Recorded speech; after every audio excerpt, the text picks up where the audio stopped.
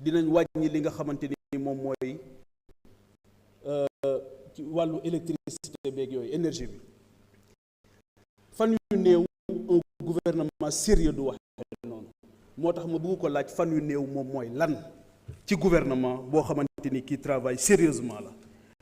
beneen bi mooy ndaw ñi toujours lay ñëw monsieur le premier ministre est-ce que tey mën nañu wax avec des chiffres à l'appui ne bi déguerpissement yi amee ñu jële ndaw ñi ci seen barabu liggéeyukaay ay ndaw yu am jom am fulla am ngor bañ a sàcc bañ a taal bañ a lakk toog seen barabu liggéeyukaay ñu ñëw déguerpir leen pour la première fois encore une fois dama koy waxaat ñu wax déguerpissement te kenn déggul ñu wax recasement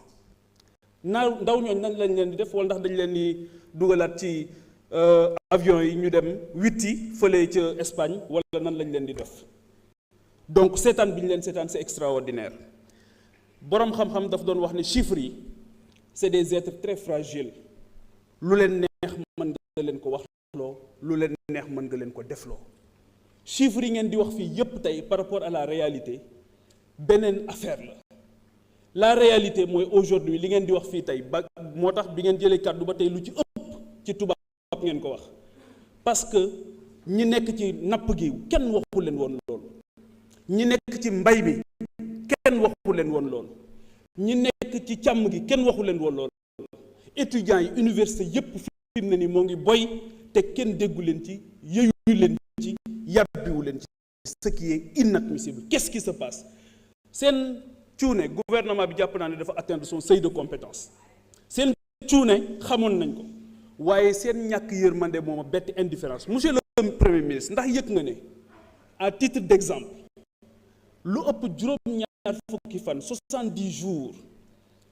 143 personnes téeméeri nit ak ñeent fukk ak ñett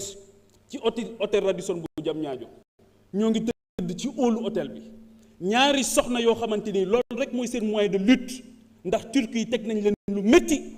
ñaari soxna ñàkk nañ ci seen ëmb kenn faatu na ci ba tey kenn déggul gouvernement bi yéey ci yàbbi ci boo demee fële nga xamante ni moom mooy ndaw yi nga xamante ni ñoo nekkoon di liggéey ci base française militaire yi bi base yi demee ñu ne dinañ leen reverser ci administration am accompagnement bu ñu leen defal ñu seetaan leen noonu la amee tey jii dans tous les secteurs parapublic comme parapublic ay ñoo xamante ni ñàkk nañ seen liggéey waaw loolu ngeen ne da ngeen ciy sëgg seen bët du ngeen ci wax du ngeen ci yàbbi ñëw ñu defal leen dicté préparé ngeen di ñëw di laajte loo xamante ni liñ bëgg a dégg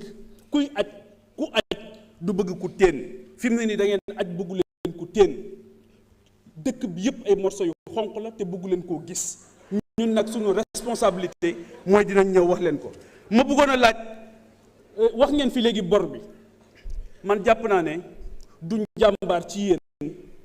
ngeen nekk di ñu bëgg a rey ak bor bi yéen a wax ne solution am na bi ngeen di ñëw jàngat ngeen jafe-jafe yépp ba xam li xew waaw du ngeen takk seen ndigg yi laxasaayu dem liggéey te ngeen may ñu jàmm ak bor bi rapport Mazars bi lan moo tax publié wu leen ko ba tey bañ pour ñu xam li ci xew beneen bi mooy yéen a ngi wax bor bi ndax rapport Mazars bi li tax ñu war ko publier mooy LFI 2026 dafa prévoir un remboursement d'une dette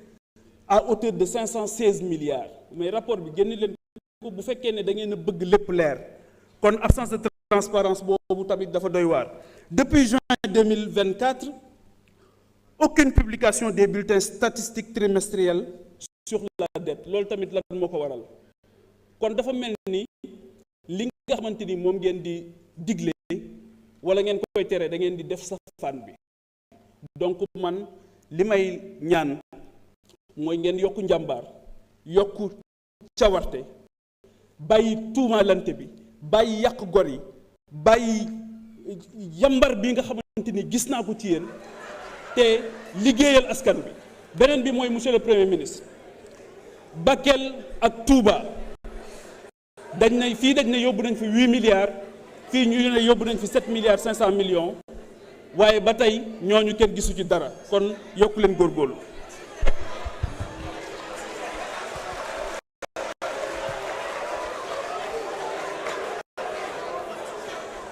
Non. Cher public, s'il vous plaît. Cher public.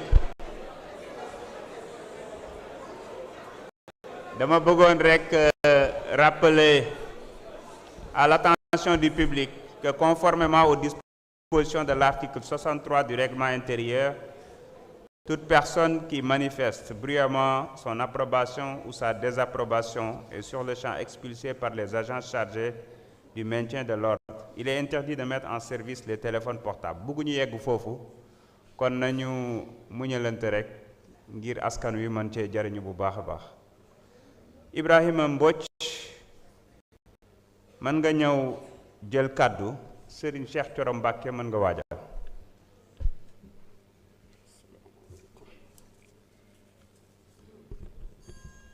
asalaamaaleykum wa rahmatullah. Merci monsieur le président. Gannaaw bi ñu sante yàlla julli ci yonente bi sallallahu alayhi wa sallam, ñu ngi nuyu ñëpp di nuyu monsieur le premier ministre, di nuyu les membres du gouvernement, di nuyu chers collègues honorables députés. Monsieur le premier ministre, Sénégal amul sa fay te aussi dañ la war a delloo njukkal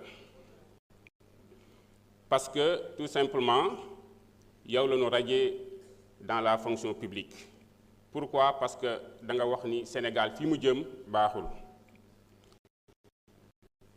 Sénégalais yi ñëw indi la Assemblée nationale atte indi la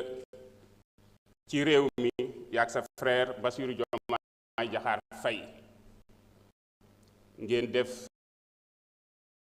économie bi ñu ñëw fekk économie bi ñu fekk que quatrième sous-sol comme ni nga ko waxee te muy dëgg bu wér. Donc yaakaar naa ay audit international sur économique pour soqali Sénégal kon wax dëgg yàlla monsieur le premier ministre amuñu sa fay te la jeunesse sénégalaise également amuñu sa fay nga ñëw également teg politique de souveraineté alimentaire.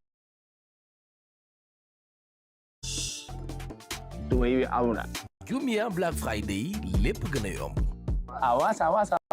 ne ko indi tey monsieur le premier ministre bu nu waxee selon les chiffres rendus publics par le ministère de l'Agriculture, de la souveraineté alimentaire et de l'élevage pour cette campagne 2025, notre agriculture a enregistré des résultats historiques. La production nationale d'arachide dépasse 960 000 tonnes, tandis que la production rizicole a atteint 998 000 tonnes. Ces performances majeures sont la traduction concrète de vos efforts publics, de la stratégie de souveraineté alimentaire et de l'engagement de votre gouvernement en faveur des producteurs. Dans ce contexte de surproduction nationale fertile et prometteuse se pose avec acuité la question de la